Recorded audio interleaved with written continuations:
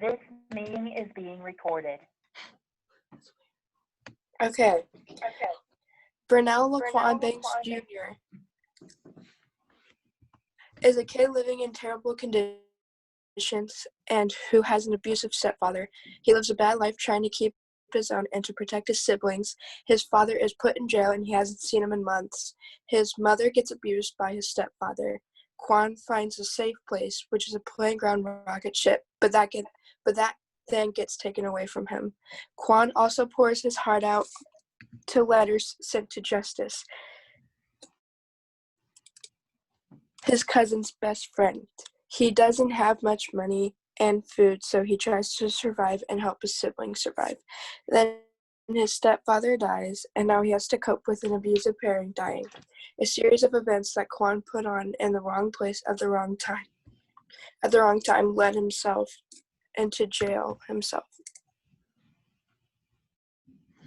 In the beginning of our book, Quan, our main character, admits that he becomes so angry over the little things. We know that he lives through a lot of trauma. His mom is being abused by his stepdad. He is protective of his siblings and abusive. His dad is arrested and taken to jail. Do you work with students who also respond with anger? And if so, do they support the students with anger issues? I have a lot of students who have anger issues, and we see it all the time. One of the things that we always worry about is their emotional home life. We always take that in consideration first when we look at kids and why is their attendance poor? Why do they have discipline problems? Why are their grades the way they are?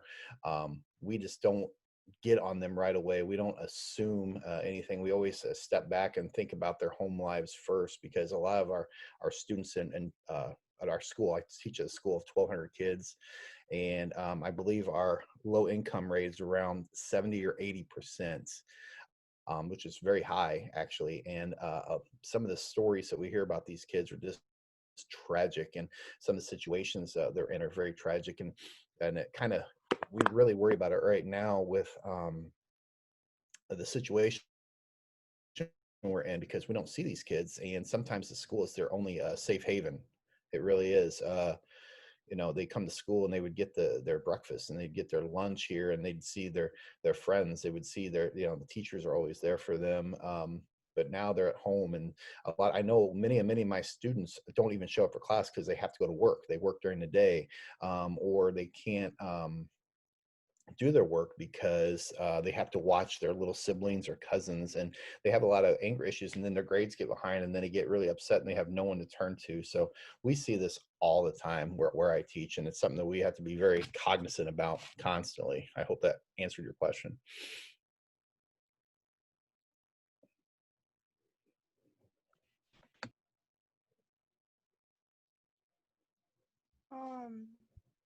Why did you choose this career choice, and did you always want to do this job?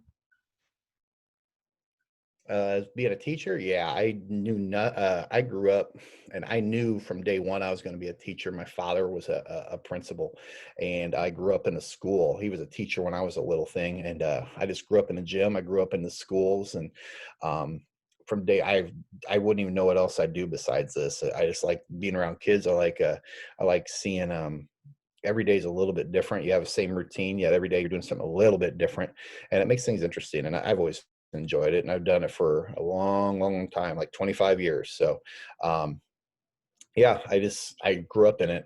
I knew nothing else, and I mean, I don't know what else I do.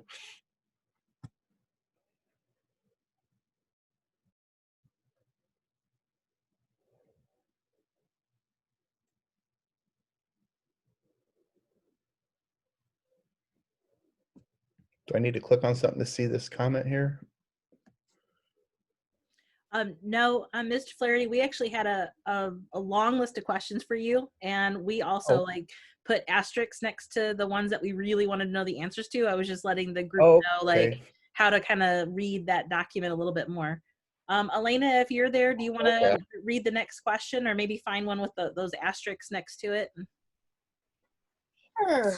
Okay. Do you feel a lot of emotion for helping kids? Do you feel a lot of emotion for the kids you help? You mean me or from them?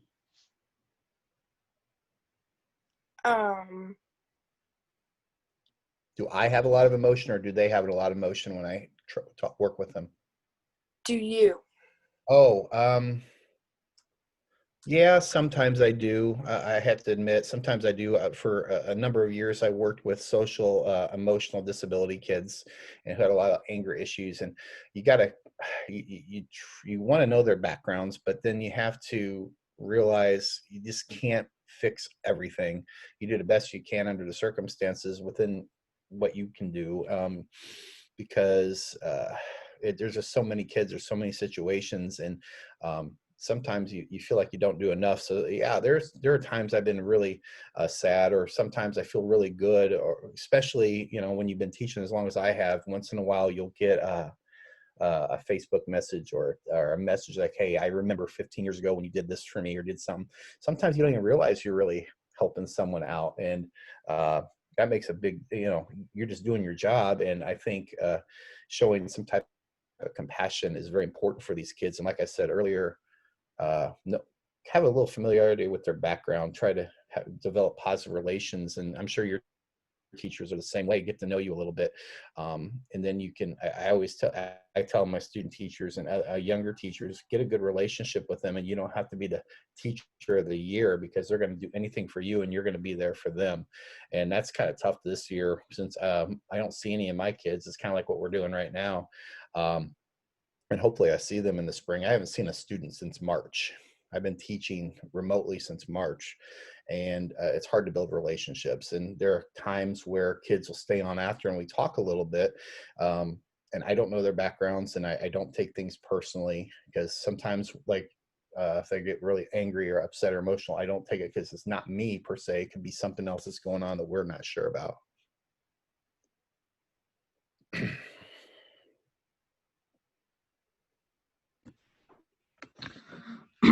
And do you ever not have an answer to a kid's personal problem, or a way they need help? Like, yeah, like a way that you can help them? Is there ever like a situation that you can't help them in?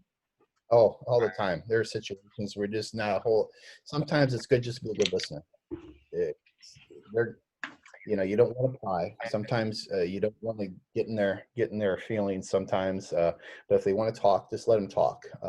Pull them aside. Don't ever do anything publicly in front of other students or other colleagues. Just being there for them. Sometimes they just need someone there to listen. And then I'm always one to ask, what can I do for you? Is there anything I can do for you? And show some type of compassion. Sometimes I can't. Maybe I'll go out of my way and try to find put them in the right direction. Sometimes they got to be able to want to help themselves. Sometimes they don't. But sometimes you want to show them options. And yeah, there's times we can't fix everything. We really can't.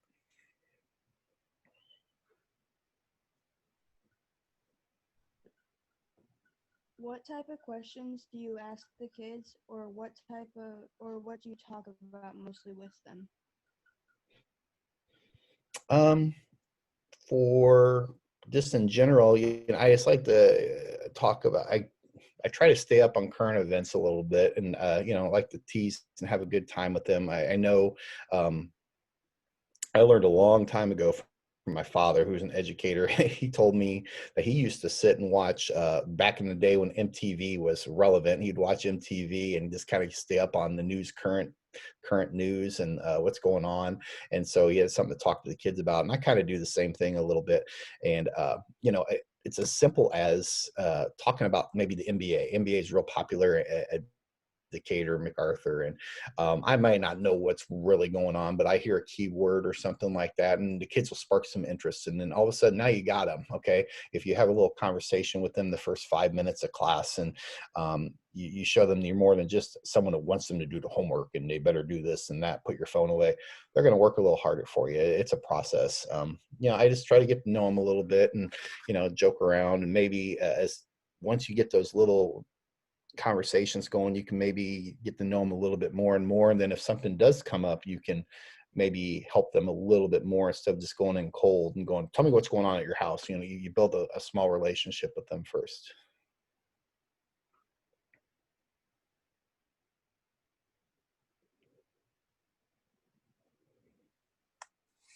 How do you think you would feel if you found a kid similar to Quan with the same problem? I hate to say it, I've dealt with many kids with his kind of problems, more than I probably want to. And again, you have to compartmentalize and you got to do what you can within, and maybe you can talk to people who know those situations. I could tell you guys lots of stories, some tragic stories in my years working with kids like this, that they've done to themselves, or things that are just totally out of their control.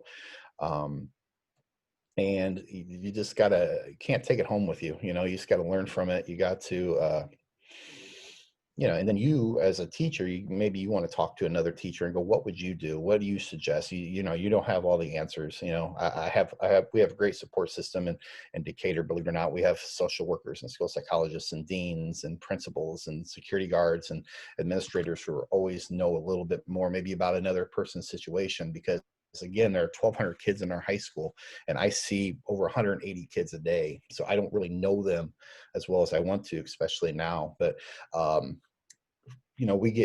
since I haven't seen a student since March, I haven't seen some students all year, but then we'll get an email from a dean or someone telling you about their situation at home. And it changes your whole perspective. It really does. It's like, oh, okay, this poor kid, his dad is in jail. This is true. His dad's in jail. His mom works third shift, and this kid is actually working and watches 3 kids. You're not going to be why aren't you getting your work in? Why aren't you doing it? These are things that we deal with, and that's just a real example. So it's just one of those things you have to step back and put yourself in their position.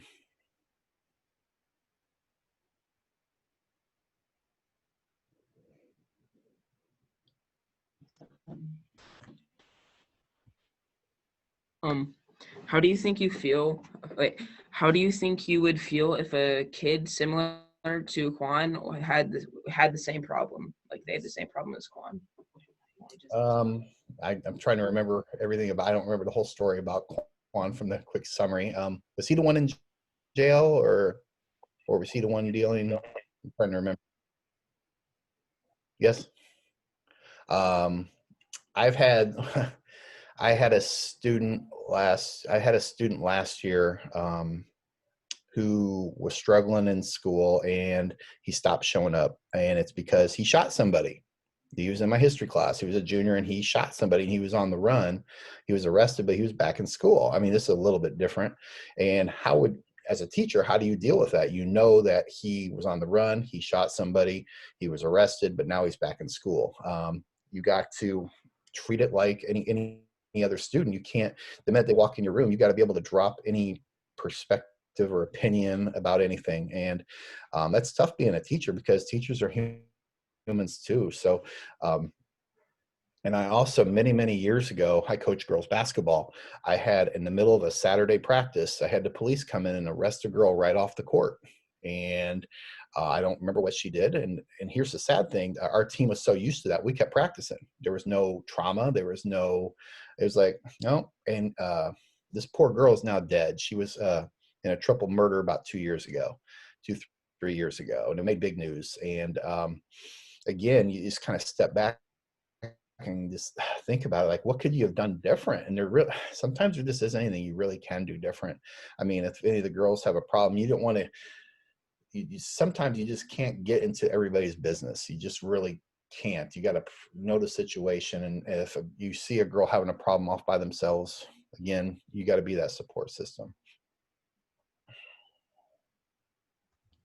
In what circumstances does your job get difficult? That's a good question. Sometimes when things are outside of your control in your classroom and it gets into your classroom, you have to pick and choose your battles. Like today in my history class, we're preparing for a test on the Civil War.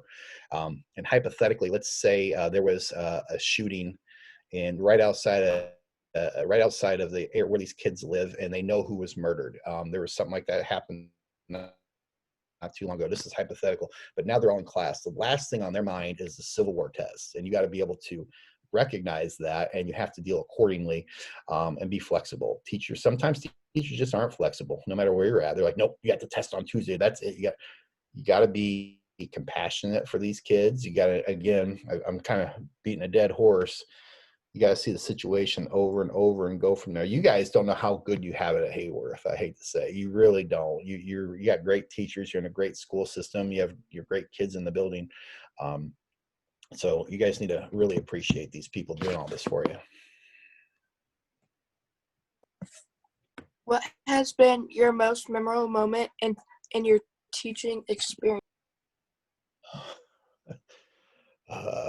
Good or bad? There's a lot of experiences of 25 years. Boy, that's a great question too. You guys are asking really good questions.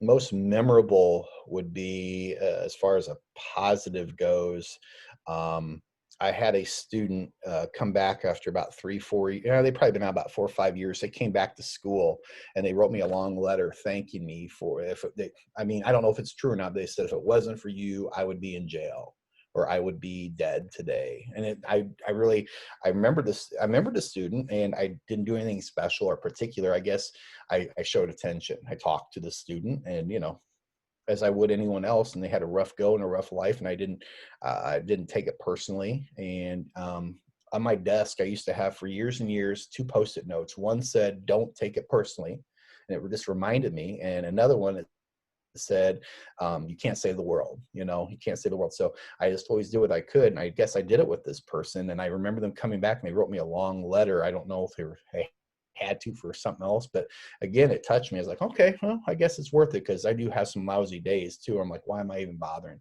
Why am I even doing this? No one's paying attention. But then you have days like that.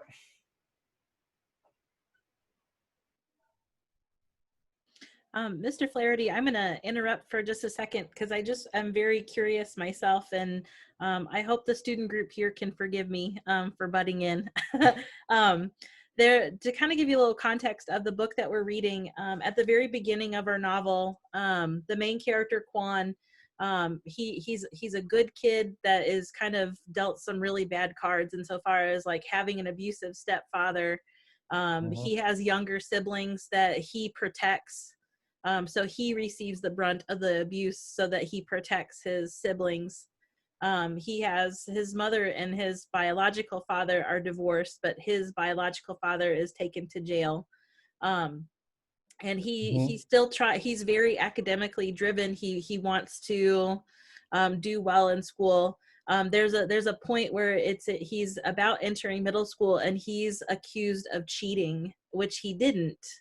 But he's accused of cheating. And at that point in our book, it was almost kind of like a breaking point of like, why do I even try being good when everybody sees me as bad? And that kind of is a pivotal point in our book where he starts feeling very isolated and very alone. And it's unfortunate that the group identified in our book is a Black Jihad group, that there's a community member who he's not positive for the community, but he takes these like misfit boys and he wants them to do their bidding, so it very, very gang feelish, because these outsiders and Juan is susceptible to this because of how lonely he feels and how defeated he feels. Can you speak to any of that insofar as your experience? And then, or can you maybe speak to the hope of like where we could possibly prevent that for kids to not get into those negative spaces? Man, I hate to say it, this book just sounds like a lot of kids I deal with in the situation. When I say deal with, I work with, and the situations they're in, they feel hopeless. And that's why people do join gangs, is because they are lonely, they are vulnerable, and people take them in because they feel wanted. And we see that a lot, and we do have gangs in our building. We do have gang problems in our building, and we'll go through spurts, especially come wintertime, where we do have a lot of fights because tensions are high and people are not outside.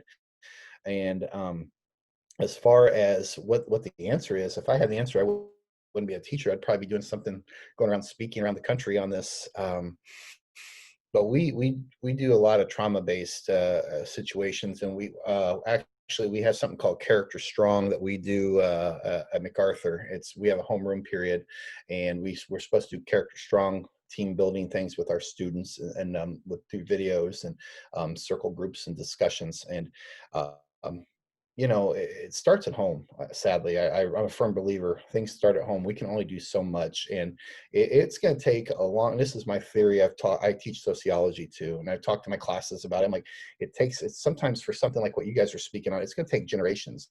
These younger kids need to learn to do the right thing, and then when they become parents, they can pass it on to their kids. So it's not going to be an overnight process. It's a process. It's not going to happen overnight. That's the way I look at it. You have to teach these young kids, and hopefully they can pass it on. It might just take a while for it to happen. Maybe you and I might not see it, but maybe these guys, if they're in education or something, might see it. Okay, to our student group, we have about 4 more minutes. I would say maybe 1 or 2 more questions at the most if you guys want to choose. I know, Ava, you were a latecomer, and this is also your anchor. If you wanted to get into that document and choose a question for Mr. Flaherty, that would probably be great if you're there and willing.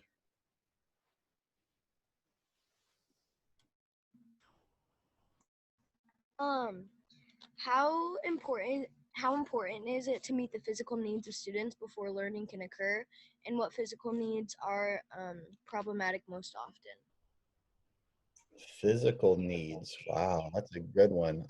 When you refer to physical needs, is that more like nutrition, hygiene? Help me out with that a little bit. That's a great question, Yeah. Ava. Okay. Yeah, it's when I worked with the special needs as far as emotionally, we would actually, um, you know, we had kids who hygienically were just, they would wear, we have school uniforms at our school. In our district, we wear school uniforms at the high school. And we would have kids who wore the same clothes every day. They were not washed. And it would affect the learning environment, to be honest with you, because of, their hygiene. And it got to the point where I would get a garbage bag, and I would wash their clothes over the weekend at school. We have deodorant at school.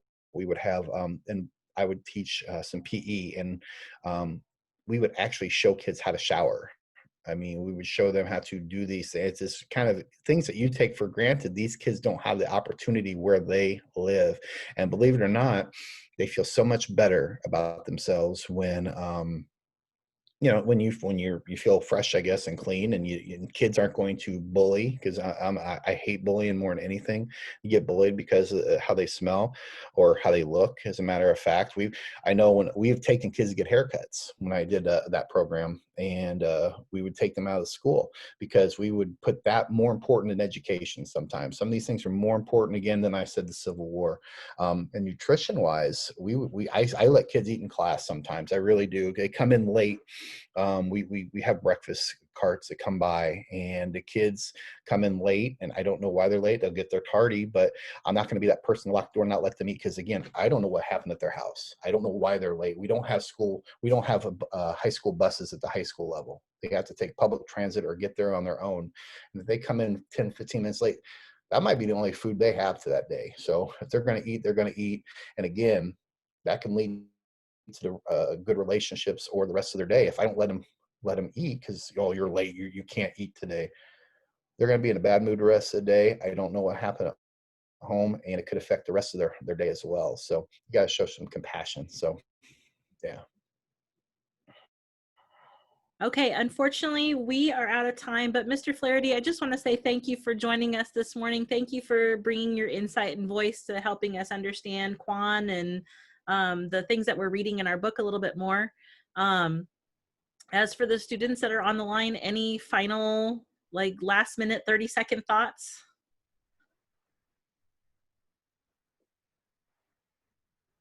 All dark screens, so I'm going to say no. I know that I see this every day. All right, then I will wave goodbye to everybody. Have a good day. And thanks again, Mr. Flaherty. We really appreciate it.